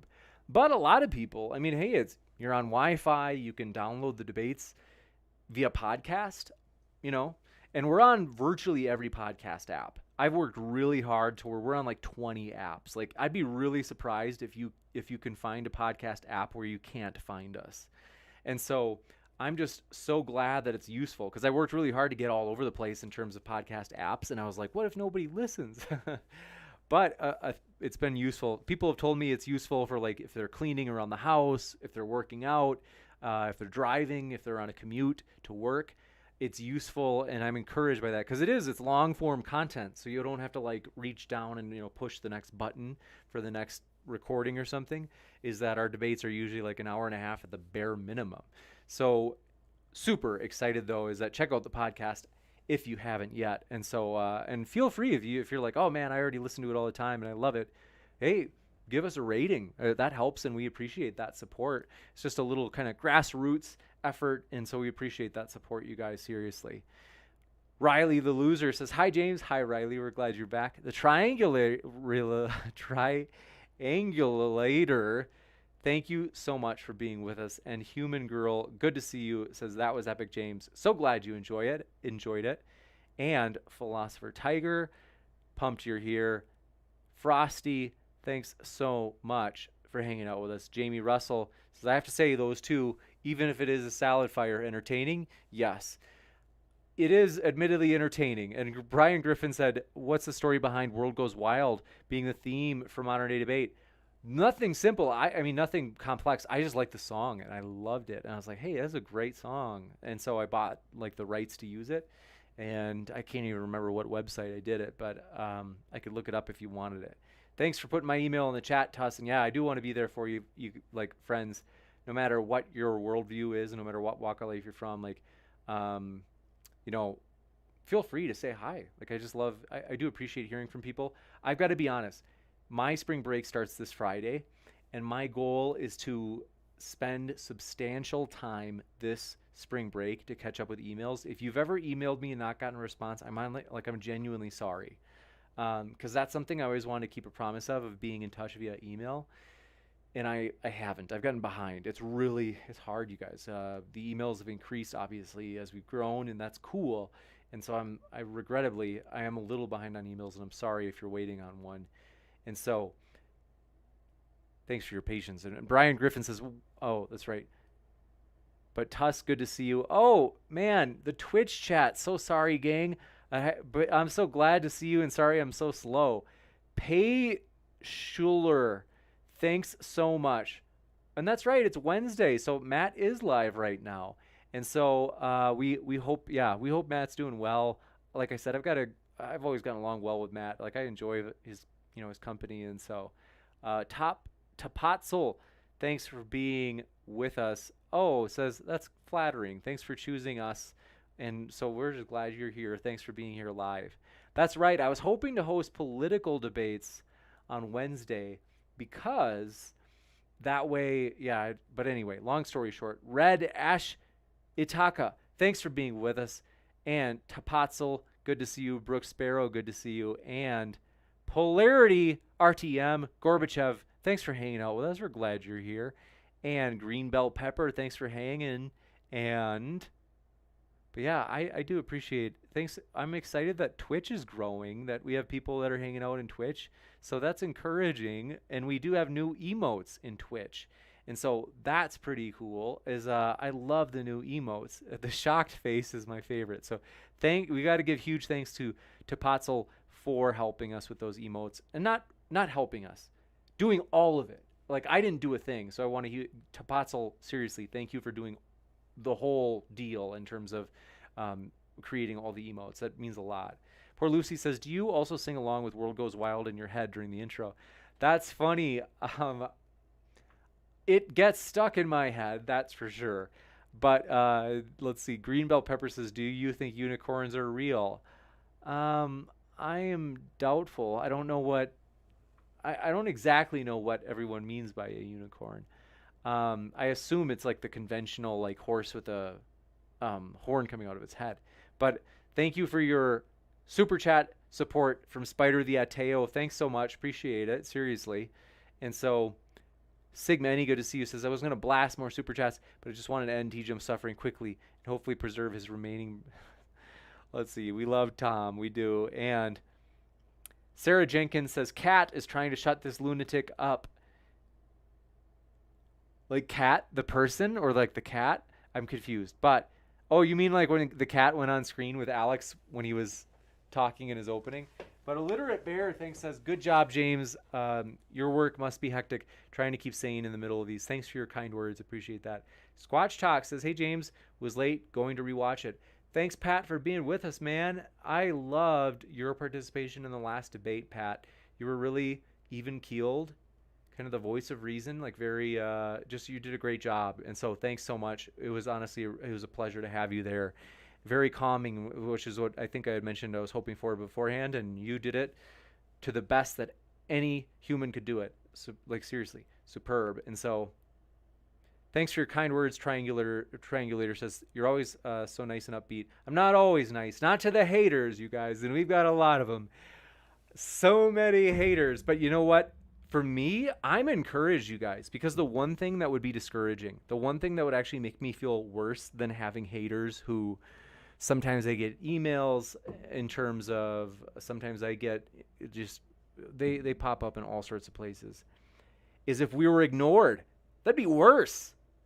I would rather, and I'm not trying to collect haters, but I gotta say, if I had to choose between that and just being ignored where nobody even like knew we existed as Modern Day Debate, I'll take the haters. So it makes me excited that people are passionate and they care about Modern Day Debate. And so even to the haters, we love you so much. You have no idea how much we appreciate you. And so Rufus Cat, thanks for being with us. And then Pat says, so YouTube has never tried to copyright strike you for the song? Nope, they haven't. Nope.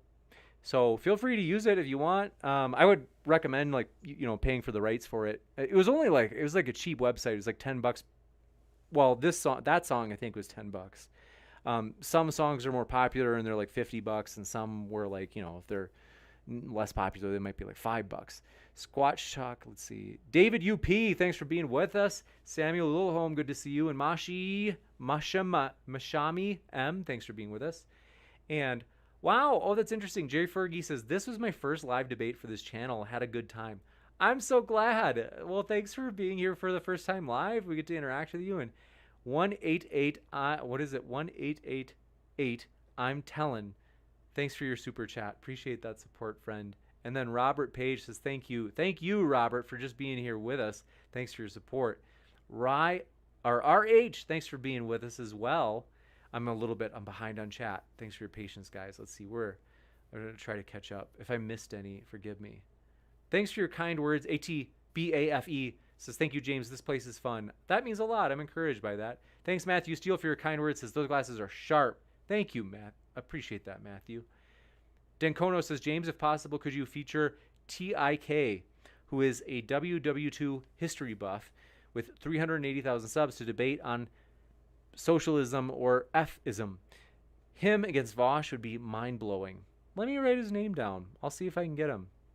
That would be fun. Let's see. Appreciate the idea.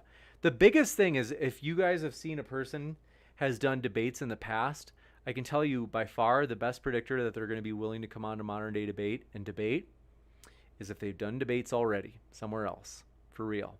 So that's like, for me, a big, I have to be honest, if there's like somebody out there where it's like, oh, I've never even seen them in a debate before, I'm probably not going to ask. I hate to be so closed. It's just that most of them will say no. And the reason they don't have debates out there is usually because they've already been asked, but they said no. But P. Barnes says, please use the term slobberknocker more. Yeah, I love the term slobberknocker. That's my favorite. And we have a lot of slobberknockers coming up. John Pelosi, thank you, my friend. You're very welcome. And then EndoXD says, who's back next Friday? Who's the special guest? Monday. It might be Monday that we might have a very special guest who, it might be the case that they may trigger some people. It's going to be juicy, but we're not going for triggering. Sometimes it happens, but what do you know? But 1888 says, I'm telling, or 188 I'm telling says, what's up, James? Stoked you're here, my friend. And then, yeah, I'm so sorry I'm behind on chat, but I think I've caught up. But yeah, let's see. I'm excited, you guys. Excited about the future. Thanks for your kind words. Fish Frog Dolphin says, I love this channel. Thanks so much for your support. Seriously, that means a lot. That's encouraging for me. And so, oh, this is like, honestly, what was it? How do you pronounce this? Is it zero or an O? It's got to be an O. Let me see here. Zero? There we go. I don't know how you pronounce it. Is it ooh? But I just said in the chat, we're stoked you're here. Thanks to your super chat. Top Hot 2 says, Paischler on Twitch asks what your favorite debate of the year is so far. Green Peppermint, do you think Unicorn the animal is real? Oh, thanks for clarifying that. And thanks for having my back because I'm behind on the Twitch chat. Thanks for your patience, Twitch chat friends. To answer that question, favorite debate of the year so far? Oh, that's a good one. That's interesting. Man, I got to be honest. Last Friday, I know it was crazy, but it was fun. I really did enjoy co-hosting that. More of like the co-pilot to Dylan last Friday, but that was a lot of fun. Like we had a lot of people on Modern Day Debate, loosely speaking, because it was co-hosted. It was also streamed at Dylan's channel. But, you know, like having like Shu and Hunter Avalone, those were people that we were always excited to possibly maybe get to host. And so that was like a really pleasant experience. And I love Dylan. Like Dylan Burns, very authentic person. And so anyway, he makes it fun. And so that was quite the adventure last Friday. I was like, wow, this is really something. Green Pepper. Oh, that's right. No, I don't think there are any unicorns or AKA any horses with horns that exist. I feel like there's one thing I've learned in philosophy, because I used to study philosophy, is that like I rarely ever say never, like that there are none or zero or something. So I'm like, maybe there, like I feel like somebody's gonna find one. They're gonna be like, aha, it had a mutation, and look at this horn. But anyway, Don Fulman, thanks for your super chat. Says, best opening ever, Alex. Forever grateful. That was certainly interesting. Nobody can deny that. Michael Scruggs, thanks for being with us. General Balzac, good to see you again. And then Sussus Among Us, thanks for being with us. Glad you're here. Thanks for your kind words, Jamie Russell. You're funny. And then Kron Starro, we're glad you're with us. Control Alt Delete. We are so glad you were here. Thanks for coming by. Marker 113, thanks for your kind words. And let's see. Human Girl, good to see you. But yeah, Rufus Cat 2. Whose name? That's quite the name. And Nero, good to see you again. And let's see. But yeah, Spicy Rose, glad you were hanging out here. Thanks for being with us. And Manic Panda's good to see you again. And then I'm scrolling. I'm catching up. Spooky Bed Hair, good to see you. Denkono, thanks for being with us. Says, it is Wednesday, my dudes. That's right, it is. Here it is. And I'm in mountain time, so maybe.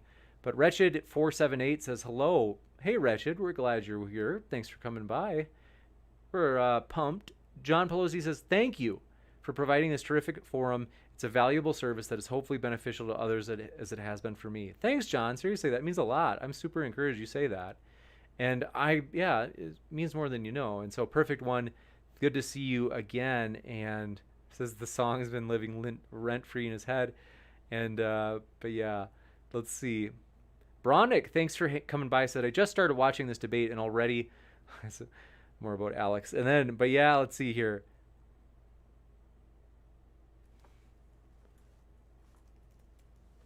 I'm almost caught up. Thanks so much for your super chat. Coming in from Topot2 says, also guest links on Twitch can be added as a guest panel under the video. And you can add Nightbot to Twitch for guest links. Oh, okay. A panel, that's doable. That's something that I don't think that'd be too hard. So, I think I'll do that. I think that's a good idea.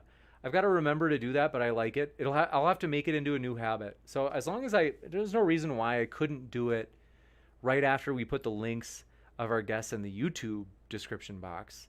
So I should just tack it onto that little habit, and then we'll be able to share it that way too. Alex Shannon, thanks for your super chat. Seriously means a lot. Thank you guys. You guys are honestly super supportive. So thank you guys. It means more than you know. Alex Shannon said, just sending support your way. Thanks for hosting this platform. That's super encouraging. Thank you.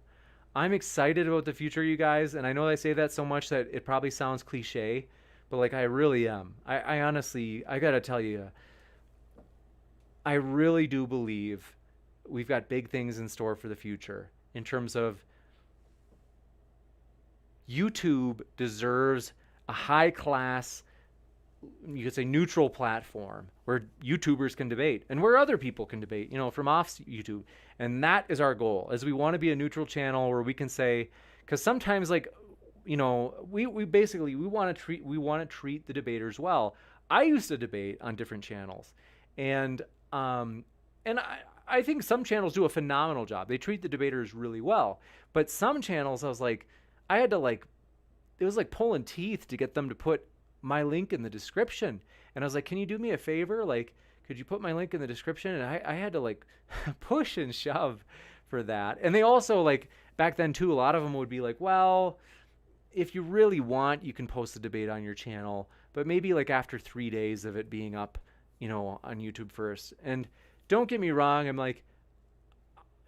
it's the way some people want to do things, but for us, we're always one, we will always put your link in the description, obviously. And then two, we always tell the debaters, if they come on and debate, we say, hey, if you want to put the debate up on your own channel the day after, the hour after the debate, that's fair game. Feel free. And you're in the hot seat. And so we want to treat the debaters well. We appreciate the debaters. They're the lifeblood of this channel. They're what makes this channel fun. And so Don Fulman, thanks for your super chat. Said, James, for all your hard work on Modern Day Debate, you are awesome. Thanks, Don. Seriously, that's super, means a lot, man. I really appreciate it.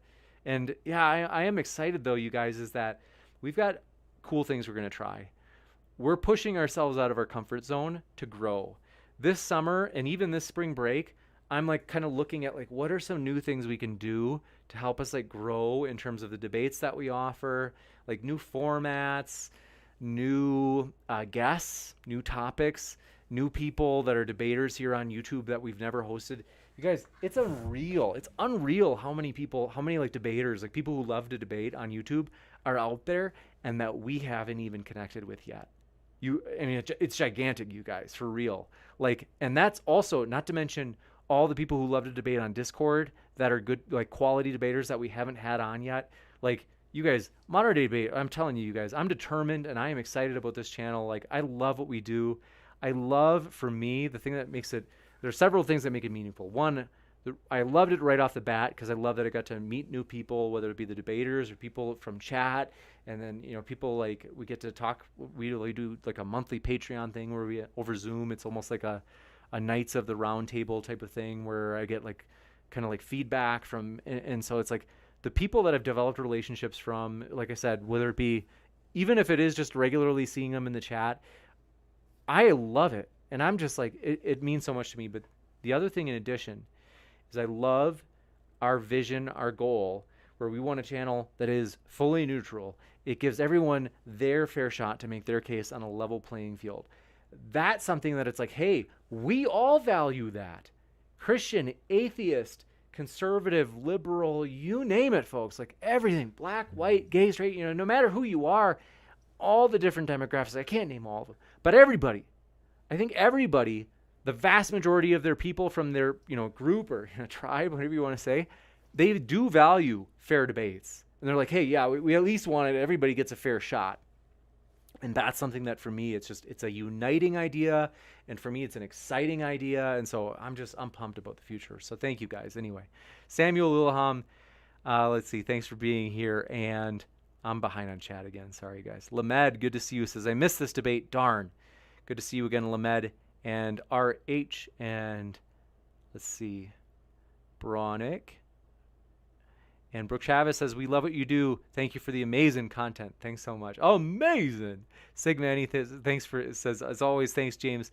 Guests, chat, fam, mods. Agreed. Thanks so much. And then Mashami M, good to see you. And let's see here. Adam L. Bilya, thanks for being with us. Seriously. Says, James, raise the awareness about today being Yom HaShoah, which is the Hollow and then Cost Memorial Day. I didn't know it was that Memorial Day, but I trust you, Adam, that you're telling that what you're saying is correct. And so I do want to mention that. I'm going to pin that in the top of the chat. And so, yeah, we do want to say, I have to be completely honest. I don't know what the right thing to say is in this case, given that it's a Memorial Day for such an event in history, a tragic event. Other than that, I am united with you, Adam. And so know that I am in agreement with you, despite not knowing exactly what to say, not having the exact words, but nonetheless in agreement with raising awareness about this day. And so thanks, Adam, for being with us as always. And Brian Williamson, thanks for being with us, says, when do we get modern day debate boxing matches? That's funny. Maybe this summer with Tom and Alex is the first one. That'd be funny. Perfect One says, if we did not love you so much, James, we would at least hate on you a little. Thanks for your kind words. I do like teasing. Don't get me wrong. Like I actually do enjoy teasing, and it's kind of like my love language as well. And so let's see. Lamed says, do a Muhammad hijab or Ali Dawa versus apostate prophet. Man, I've asked Muhammad hijab, but I couldn't get him to do it. He wants to do an in-person one with Matt Dillahunty, of which I'm like, you want me to fly us over to London? Or I know he's in England. And I'm like, well, maybe. I mean, I don't know when Matt is going to be ready to travel again. Like, anyway, yeah, I wouldn't say he's making it difficult, but he's making it a little more difficult. It's only because of COVID, you know, it's hard to travel. Like, and so that's the thing too. And so maybe I'm open to it, but yeah, maybe against apostate prophet, he'd be open to doing it on Zoom. Stripper Liquor says, are these earlier start times now the standard? Yeah, I think so. I like this start time. I think this is better. I prefer it, that's for sure. And so let's see. Sebastian says, could another Arn Raw TJump versus Cliff Stewart debate be arranged someday? I watched her debate like 3 times. Maybe. Last time I checked, it might not be soon. But I'd be happy to debate it or host it. Brian Williamson says, you didn't read my super chat? Oh, man, did I seriously miss it? Sorry about that, Brian. Let me read this. Williamson says, TJump is a deep fake. Prove me wrong. I read that one, man. Oh, wait. Yeah, I read both of yours. I read the other one early. She said, who would win in a boxing match, Alex or TJump? So I did read those 2 at least. If there's another one I missed, I'm sorry. Mr. C, glad you are back. Good to see you. And where is it?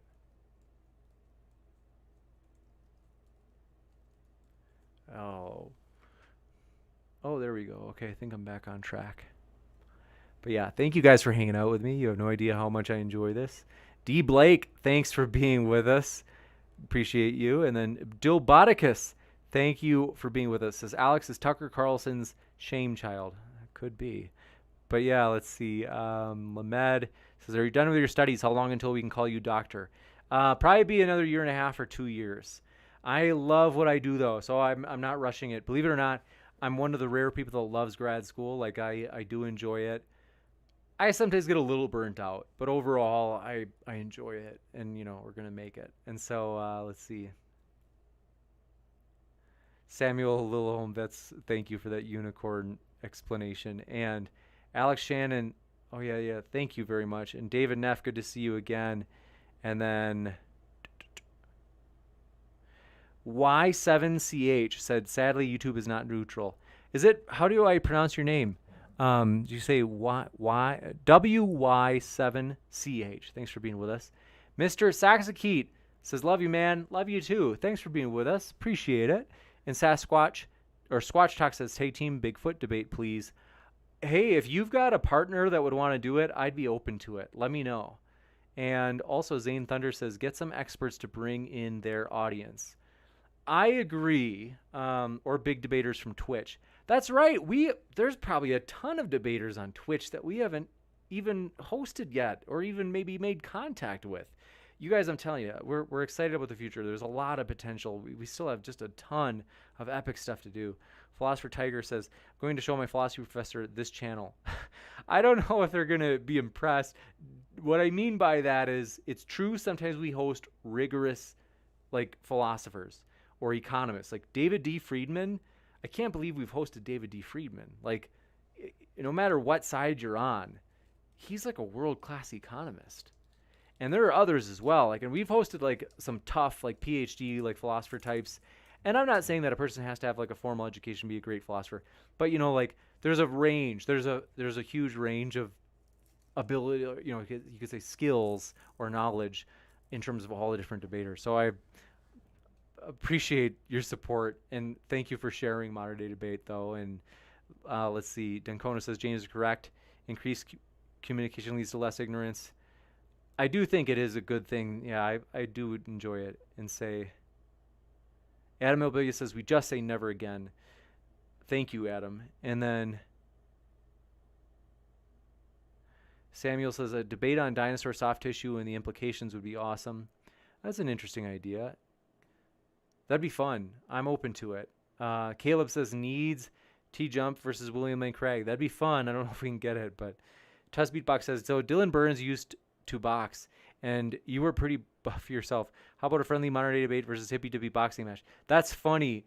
I love Dylan, and I really, to be completely honest, I'd be at such a huge disadvantage because I don't have a lot of boxing. I don't have any boxing experience. I have a very smidge bit of experience of Muay Thai, but that was at a mixed martial arts gym where it was I don't think it was more than a couple of months that I did it. I have more experience in judo. I've got about, you can say maybe 2, maybe about 2 years. Wrestling, I've got a lot of experience, 6 years. And then BJJ, maybe probably only like 6 months to a year. I think it's in that range. Because I did some here at my current university and then some back at, what was that, Texas Tech? Yeah, Texas Tech. But no boxing experience. So I'd be at a huge disadvantage. John Smith says, I heard in a video, Ask Yourself and Dr. Arvey are having a debate on here soon. Any idea when? That might happen. We're working out the debates, potentially a veganism debate. So that would be epic. And so, yeah, we're excited to host Avi. That'd be fun. Aaron Rupley, glad you're here with us. And then Mr. Sexkeet says, my bad, can't super chat at the moment. Really enjoy your work. Keep it up. Thank you for your support. I seriously do appreciate it. Thanks for your kind words. Let's see. Jay Fergie says, what's your PhD in? I'm new.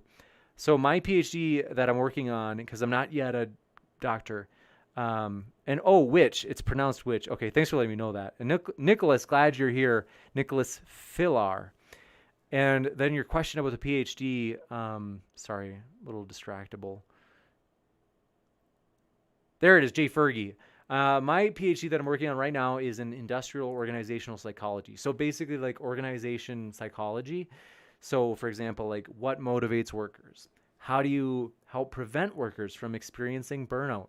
How do you help organizations do proper, you could say best practices with selection? In other words, like picking the right employee to perform best at that particular job they're hiring for, especially if they're hiring, like, let's say a CEO or any sort of kind of executive position. You want to be sure that, that's a huge investment.